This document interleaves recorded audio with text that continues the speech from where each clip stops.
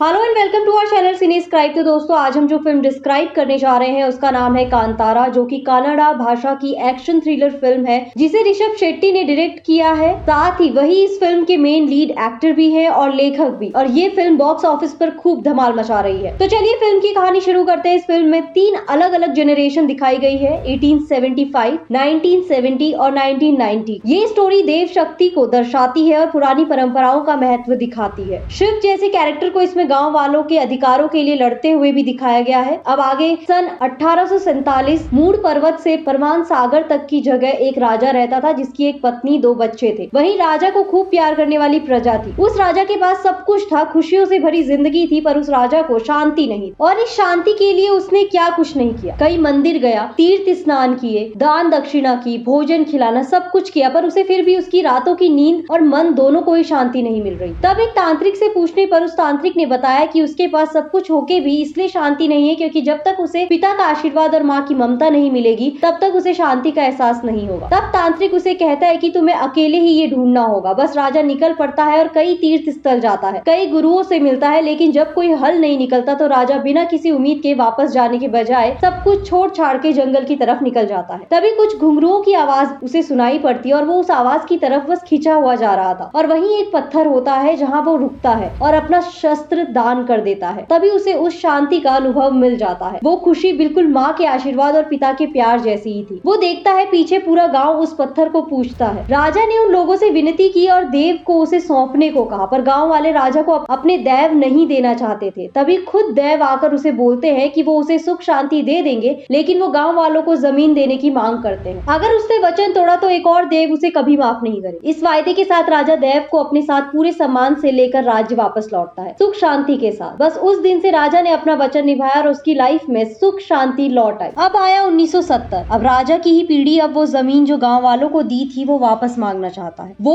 उस देव के त्योहार पर भरोसा नहीं करता, बस उसे वो जमीन वापस चाहिए थी। और लालच तो किसी न किसी को आना ही था और वो आदमी उनसे जमीन वापस मांगता है। वो कोर्ट में जाने की बात करता है और देव का मजाक बनाता है। तब शिव के पिता मशाल लेकर जंगल जाते हैं और एक आग का चक्र उनके आसपास बन जाता है और वो गायब हो जाते हैं और वो साहेब कोर्ट के बाहर ही खून की उल्टी करके मर जाता है। अब 1990 का टाइम है जो प्रेजेंट है। अब शिव बड़ा हो चुका है और सरपंच के द्वारा रखी गई प्रतियोगिता में सभी हिस्सा लेते हैं और अंत में शिव जीतता है, पर साहेब को जिताया जाता है, जिससे शिव को गुस्सा आ जाता है और वहाँ हाथापाई हो जाती है और अंत में सरपंच उसे उसका मेडल दे देता है। वो एंजॉय कर रहे होते हैं कि उसकी माँ पहुंच जाती है और जंगली सुअर के शिकार करने को मना करती है। अब गाँव में नया फॉरेस्ट ऑफिसर आता है जो काफी स्ट्रिक्ट होता है और जंगल में खुलेआम जानवरों को मारना और पेड़ काटने के खिलाफ था, क्योंकि ऐसा करने से पहले सरकार की परमिशन लेनी होती है। पर शिव इसके खिलाफ था क्योंकि सरकार से पहले तो ये जमीन उनके पूर्वज की थी, तो वो कुछ भी करने की परमिशन क्यों ले। रात में ऑफिसर्स की सिक्योरिटी के बावजूद शिव जंगली सुअर को मार गिराता है, पर उसे काफी डरावने सपने आया करते थे जिसमें उसे कुछ तो इशारा मिलता था। डिपार्टमेंट से अब सर्वे शुरू हो जाता है जहाँ फॉरेस्ट डिपार्टमेंट की बाउंड्री करने की बात चलती है और फिर से कोला की यात्रा होती है जहाँ फॉरेस्ट ऑफिसर किशोर को पटाखे जलाने से प्रॉब्लम होती है, लेकिन शिव नहीं मानता और किशोर उनके देव का मजाक सा बना रहा होता है और शिव उसके सामने पटाखे फोड़ देता है और दोनों के बीच हाथापाई होनी शुरू हो जाती है, पर सरपंच उसे रोक लेता है। और उसी कोला में ट्रेनिंग पूरी करके फॉरेस्ट गार्ड की नौकरी के लिए गांव वापस आती एक लड़की लीला, जिससे शिव प्यार करने लगता है। नेक्स्ट डे लीला और उसके पिता शिव से लीला को फॉरेस्ट गार्ड की जॉब का सरपंच से रिकमेंडेशन मांगता है और शिव मान जाता है और उन्हें सरपंच के पास लेकर जाता है और लीला को जॉब दिलवा देता है। जब वो पहले दिन जाती है जहाँ फॉरेस्ट ऑफिसर किशोर अतिक्रमण हटाने की बात करता है और शिव को फंसाने का सोचता है और लीला को भी सुना देता है, इसीलिए उसे पेट्रोलिंग पर भी भेजता है। किशोर गांव वालों को बताता है कि ये लोग फॉरेस्ट की बाउंड्री बना देंगे, उसके बाद जो भी होगा वो अतिक्रमण माना जाएगा और उसे हटा दिया जाएगा, पर बिना लोगों को बताए काम शुरू कर देता है और उसकी गांव वालों के संग हाथापाई हो जाती है। इतने में एक आदमी शिव की माँ को धक्का दे देता है और शिव वहाँ पहुंचकर उसे बुरी तरीके से घायल कर देता है और किशोर उसे बंधक बनाकर उसके सामने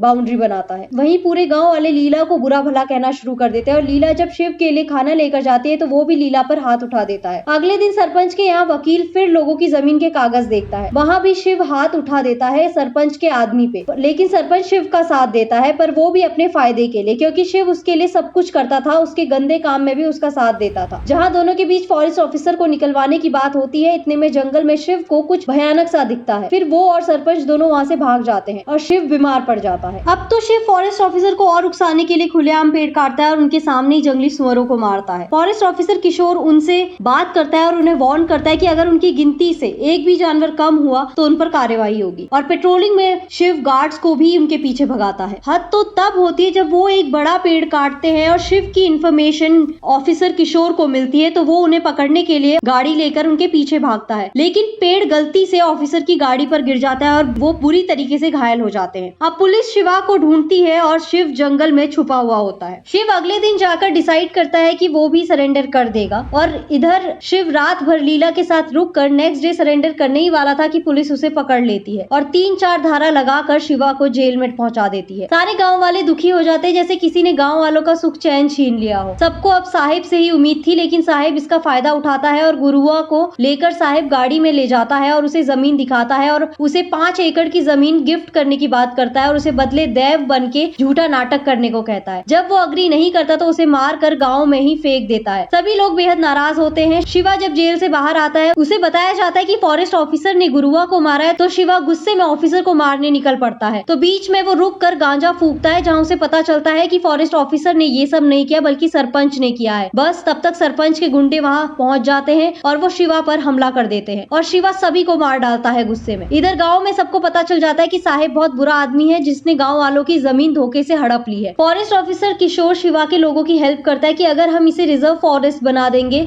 तो उसके बाद कोर्ट से अर्जी लेने पर उन्हें वहीं रहने दिया जाएगा। शिवा अब सरपंच के घर जाकर उसे वार्न करता है, उसे लड़ने के लिए उकसाता है और शिवा को एहसास होता है कि वो पुलिस वाला सही था जो नेचर से इतना प्यार करता है। बस शिवा और ऑफिसर गाँव वालों के साथ मिलकर सरपंच से लड़ाई करते हैं, पर अंत में शिवा को मार दिया जाता है। पर तभी देव आता है शिवा में और वो सबको मार देता है और बस फिर आगे वही कोला निभाता है और लीला से शादी भी कर लेता है। और लीला की कोख में अब शिवा का बच्चा था, लेकिन एक दिन कोला करते हुए देव बने शिवा को जंगल से वही आवाज आती है और वो उसी जगह जाता है जहाँ से उसके पिता गायब हुए थे और वो भी गायब हो जाता है। तो दोस्तों फिल्म यही पूरी हुई। तो आपको ये फिल्म कैसी लगी हमें कमेंट बॉक्स में जरूर बताएं और साथ ही चैनल को लाइक शेयर एंड सब्सक्राइब करना ना भूलें। धन्यवाद।